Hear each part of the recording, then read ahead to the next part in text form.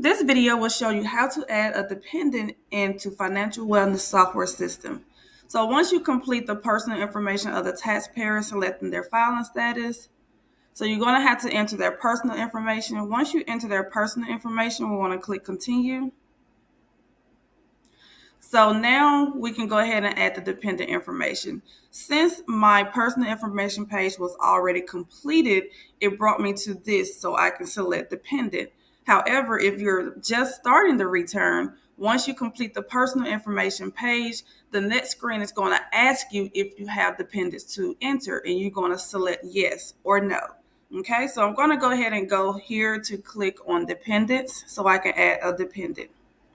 So it's going to say dependent or qualifying person, or if you're claiming a dependent that may have passed within that tax year and the taxpayer took care of that dependent more than 6 months of the year, you're going to enter the death certificate information here. But we're going to go ahead and click here to begin entering our dependent information.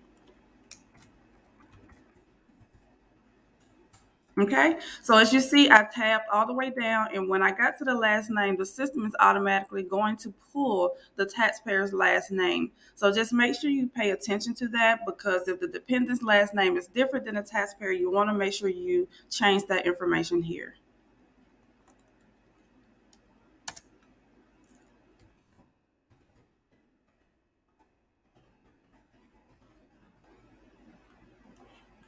Okay, we're going to enter the social for that dependent.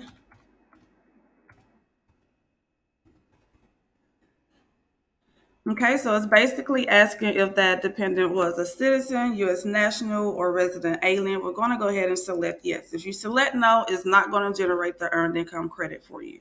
So we're going to select the relationship status of that dependent. So just keep in mind, some of these type of dependents you do not get credit for. So you do get credit for daughter, son, grandchild, niece, nephew, a foster child, a brother or sister, half brother, half sister. There are others you do not get a credit for. Now, there is a credit for parents. It's a $500 credit if you want to select that option. The system is already defaulted to 12 months because the dependent has to have been in the household with that taxpayer at least 6 months of the year, but it's already defaulted to 12 months.